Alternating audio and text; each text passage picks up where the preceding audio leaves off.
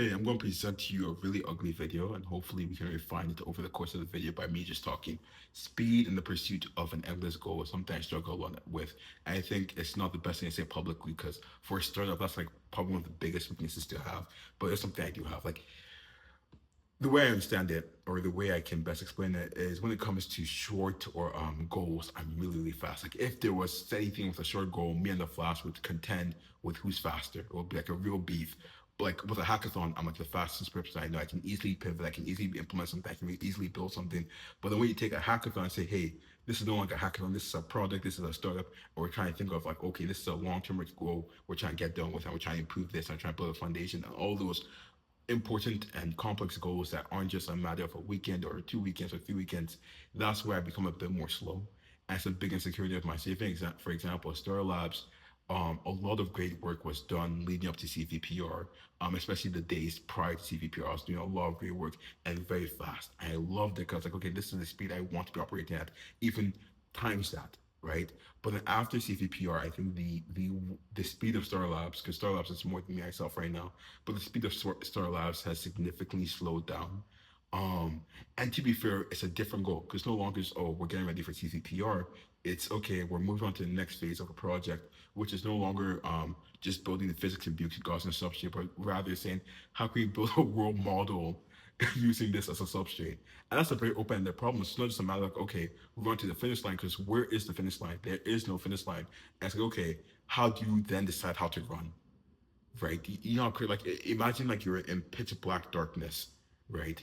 And then you have one goal, and that's to get to the finish line, but you have no idea where the finish line is. So you just run at full speed in any direction. And it's like, I don't know. Like, I think an option, I think the way I see it is it makes more sense to figure out where the ideal direction is. So whether, even if it's north, south, east, or west, right? At least knowing the general idea is a better step than just running in any direction, right? And then when you then figure out the general idea, you can do then move faster. You can then make pivots. Like even if it's north, or if it's north, or if it's not north, but it's northeast, and you run in north, it's easier to make a pivot than if you run in south.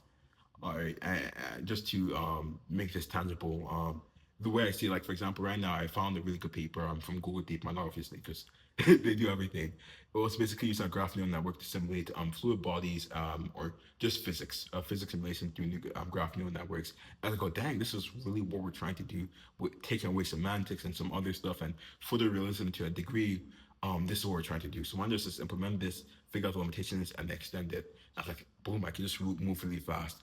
But then if I took that approach, I would miss out on a couple of stuff. Like this graph neural network approach doesn't really, as it is, it's more so designed for fluid bodies, right? Which is not what a world model is for. We're not just simulating jelly, water. We're trying to simulate like stuff like elastic bodies. I really wish I had an elastic body near me, but I don't right now. That's easily able to convey. So then the foundation is wrong. So then for a literature review, should I not move slower? Similar to the example of being in darkness and trying to figure out the finish line. But then is that even like, for example, with the literature review, to be very honest, this past weekend it was much better than the weekend prior, but it was still not as fast as it could be. Because like for reading like the graph neural network paper and understanding it, obviously I could use ChatGPT and Notebook LM, which I already do, and get a good idea. But that's not the depth that's needed for the research paper. The depth that's needed is actually to go into engage with it, take on a date, and say, hey, let me learn more about you, right? And that takes some time, but doesn't take like multiple hours. That takes like an hour or two at best. But I think what I do is I procrastinate, and then when I have like the least amount of energy, that's when I then decide, okay, let me go do this. And obviously, since I have the least amount of energy, it's a much harder task, right? It requires much more endurance. Really, I think a great example of this in my life is I have this system where I do a Bible study every day. And for the first couple of years when I was doing it, I would do it at nighttime when I'm most tired. And like, oh, now it's like, oh, I have to do a Bible study and I have to go read this chapter of the Bible and I have much less energy. Versus in the morning, it's no contest, there's no debate. It's pretty easy to do, right? Like the only thing that's really like a friction is like the flesh. But then besides that, it's really just like, hey, I'm going to watch this video, I'm going to read it, which is like a minute or two at most, and I'm going to read the Bible chapter, which could be like a couple minutes, 5 minutes, 10 minutes, whatever. But like it's very good for my spirit. And I think that's really what I have to also think about and account for, where it's not just a matter of depth speed as a conversation, but more so where do you place things in your day?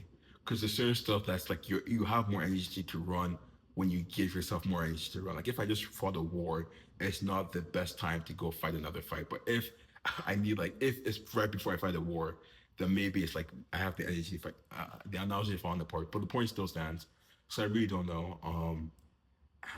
I don't know. It's a big insecurity. I think I'm getting better. I know I have the capability to move faster than light at times, but it's really just making sure how to understand how to move faster than light, still build that depth. Because when you're moving at light, you don't really see it, or if you're running moving faster than light, everything is dark, so you don't really see your environment. You don't really get the depth you need. And also just figure out like maybe it's not even a conversation of speed versus depth. Maybe it's just a conversation of like placing stuff rightly in my day. Like right now, just to be blunt, like I said, ugly video. Um, I have a couple tasks right now. I finished the analysis project, which took way too long, but it's also just a lot of complex stuff there. And I just need to finish up the report, clean up some stuff, and then finish up the report. But also in addition to that, I have a member Star Lab. She just sent some ideas, so I want to go check that out and be like, okay, I want to give her a proper response it deserves because I don't want to send off in the wrong direction and then we waste time there. So when we meet on Thursday, we just didn't get the proper amount of work done. And then besides that, I also want to look a bit more deeply, or I guess around, in terms of the whole graph neural network as a media approach for this world model idea. Because not like it's not a typical approach. The others don't go this way. Also, side note, something I really want to see is more of World Labs because World Labs has a really cool example. Like they have the Gaussian spot, they have a static Gaussian spot, they have also mass conversions, but they don't really have anything on their architecture, which I've noticed, and I think no one talks about. Like it's as if like if OpenAI and Anthropic and Google were very secretive about the architecture, which to a degree they are. Like there's a paper, I think it's Dart or something, probably not Dart, but there's one of these papers that Google is like very secretive about in terms of the actual implementation. But even then, I feel like more people would talk about, not even in terms of criticism, just like, oh, speculating and giving an idea. But when it comes to World Labs, the Marble model, I just haven't seen anything where it's like, okay, what's behind the scenes? But besides the point, those are the tasks I can't speak it. Those are the tasks I have ahead of me.